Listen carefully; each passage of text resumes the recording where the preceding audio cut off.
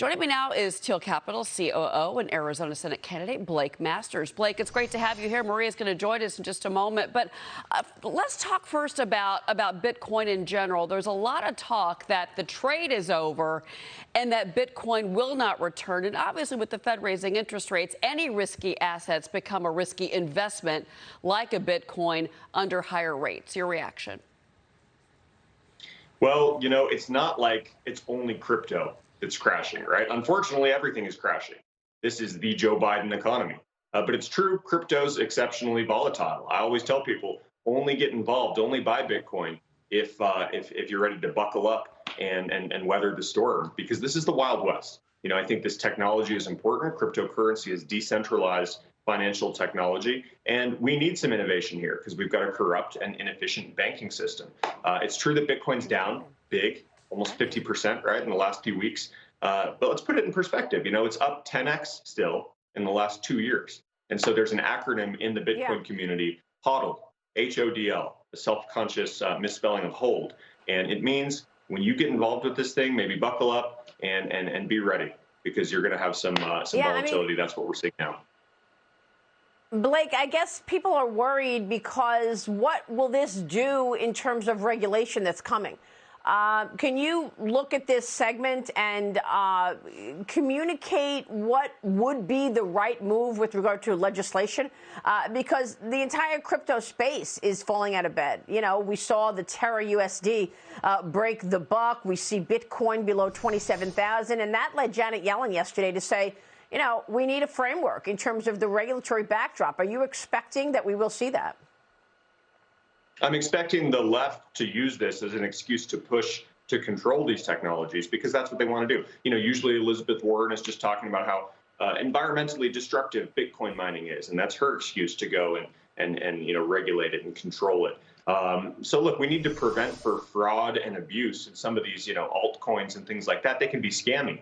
And so scams and fraud should not be allowed. But core decentralized cryptocurrency, no, I think the government should watch it, but should take a light touch. We don't want to over-regulate and criminalize innovation.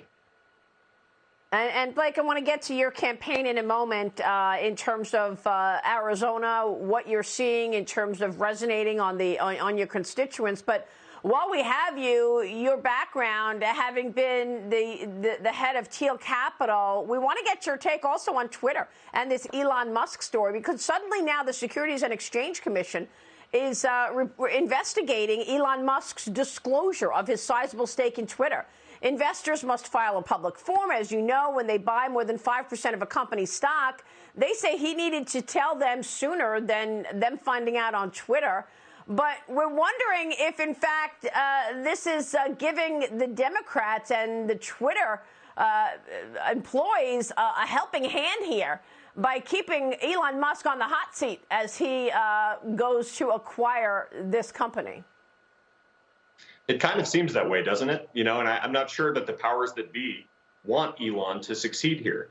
Twitter is by far the most left-wing and ideological of the big tech companies. And it's a huge reason why I'm so excited about Elon's potential takeover here. In Elon, you've got a good tech leader. He's bold, he's smart, he's fearless. And, Maria, I think importantly, he's funny. He's got a sense of humor. He reminds me of President Trump in this respect. And that point is what triggers the left so much. They're not funny and they can't tolerate it. And Elon has the ability to ruin these people's day by posting a meme. So maybe they're not funny at the Securities and Exchange Commission, but they're finding some pretext, some little wrench to throw in his way. We'll see what happens, but I'm still optimistic. Yeah, look, this whole situation about companies going woke is really coming, to the forefront here. We see what Ron DeSantis is doing in Florida, taking on Disney. The last time we spoke, Blake, you said people are sick and tired of this. Tell us about how you see this. I know, we're talking about the company's stocks in question also seeing an impact from this. Yeah, I think, it's just time to wake up and realize what's happening. The Fortune 500 is becoming woke. They're helped along by, I think, all sorts of fake news, so-called journalists that are just pushing all these left-wing narratives. It's unfortunate, but in our society, everything is becoming politicized. even simple matters about, what's true and what's not. Like just this week in Arizona, I've been subject to a barrage of left-wing hit pieces. These journalists, they just come after conservatives baselessly. They lie about us. They slander us. Maria, they basically called me a Nazi. They call Elon Musk a Nazi. Like, this is so ridiculous. It's so absurd. They call me a racist for wanting a border wall. They call me a sexist for not wanting to permit abortion, especially late-term abortion. And, I think the only way through it is through it. I'm just trying to be as bold as possible, shout the truth as I see it from the rooftops. And I think that's what corporate leaders need to do, too. They need to push back against this wokeness. It's basically become a cancer that's metastasizing in all these organizations. We need to stop it. We need to stop it now. And it's no fun when you're in the middle of it. They become the loudest voices in the room. That happened to me as well when I was reporting what I honestly saw to be the truth, which is that Trump did not collude with Russia. And when I started saying that, yelling it from the rooftops, as you just said, I became the enemy, and I was called a Nazi on Twitter. I mean, it's absolutely outrageous. But your campaign is going well for the Senate seat in Arizona. Is the border one of your main priorities? Real quick, Blake, we got to jump.